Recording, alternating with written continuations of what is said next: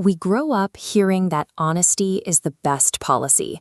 Yet, if you look around, the people driving the most expensive cars and building the biggest houses often seem to be the ones who figured out how to bypass the rules.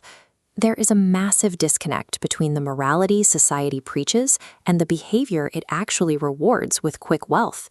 Nobody wants to think of themselves as a villain, so when people take unethical shortcuts, like demanding a bribe, they rarely call it that.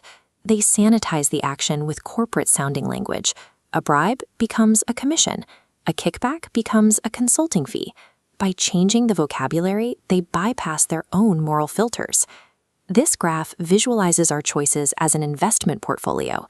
If you treat life strategies like asset classes, you generally have two options.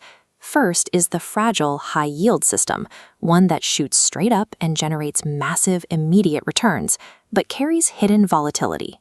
Second is the robust low-yield system, a slow, flat trajectory that barely seems to grow, but is built on absolute stability. We are naturally drawn to the high-yield line. The immediate, visible cash in hand creates a powerful tunnel vision, blinding us to the invisible, catastrophic long-term risks accumulating in the background. Consider the story of Kanaya, a man living in a small village surrounded by barren farmland. His life took a tragic turn early on when his wife suffered a fatal snakebite. In an instant, Kanaya was left entirely alone to raise their newborn son, Rajesh. Operating as a single father with land that refused to yield crops, Kanaya committed to a low-yield strategy. He worked grueling hours as an accountant's assistant, bringing in barely enough to survive.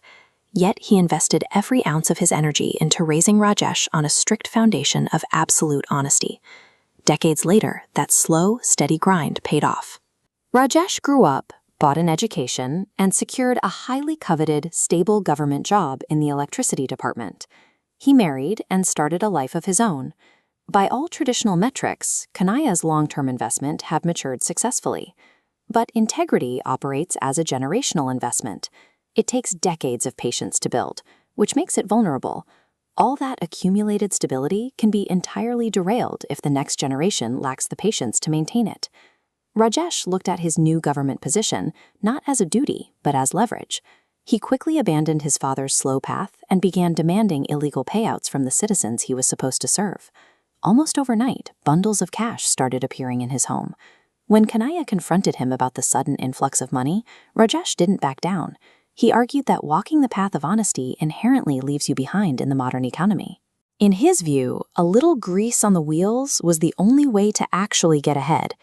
The rapid accumulation of unearned cash quickly inflated Rajesh's ego. Unable to tolerate his father's constant ethical critiques, the tension broke. Rajesh shut the door on the very man who had sacrificed everything to put him in that position, forcing Kanaya out of the house. Let's look at Rajesh's strategy on a chart. His wealth climbs vertically, but look at the shaded red area underneath. This represents his systemic risk exposure. Every bribe he takes increases his wealth, but it exponentially increases his risk of exposure, arrest, and total ruin. He has constructed a highly lucrative house of cards. Fragile systems can generate significant profit, but they require perfection to survive. Rajesh has to successfully evade the consequences of his actions every single day without fail. One mistake and the math falls apart.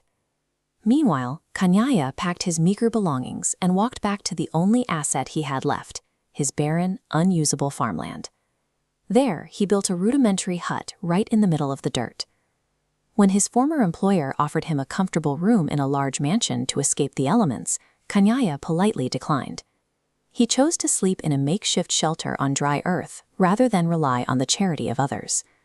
Kanaya was operating at absolute rock bottom, consumed only what he could afford, owed nothing to anyone, and held zero hidden risks.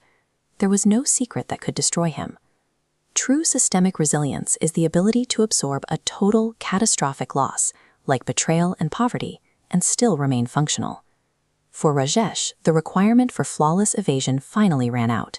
He was caught red-handed accepting a bribe at work. This was the exact external stress test his fragile system was never designed to handle. Looking back at our timeline chart, you can see the peak of his accumulated cash. But the moment that red audit marker hits, the cascading failure begins. He was immediately fired, cutting off his income. Then, the government stepped in to seize the house and assets he had bought with illicit funds. The audit wiped out his recent bribes and everything else he owned. Rajesh and his wife were forced onto the street, dropping his net worth far below the baseline he started with. Illicit shortcuts act like toxic margin loans. When the system eventually snaps, it doesn't just take back the profits, it annihilates the principal. Back in the dirt hut, a completely unforeseen variable entered the equation. The government announced a new factory development, and Kanaya's barren, useless tract of land was sitting right in the middle of the planned construction zone. He received a buyout offer of 5 lakh rupees. In a single stroke, the impoverished father living in a handmade shelter possessed a fortune, allowing him to build a beautiful, secure home.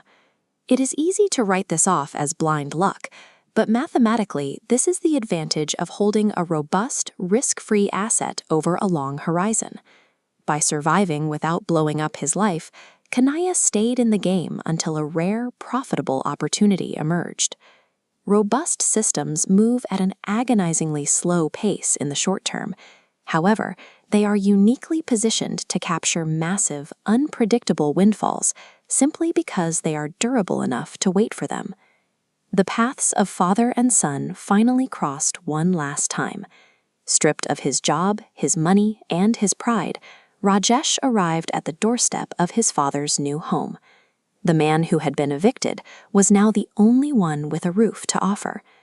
Rather than seeking revenge, Kanaya demonstrated the final measure of his character.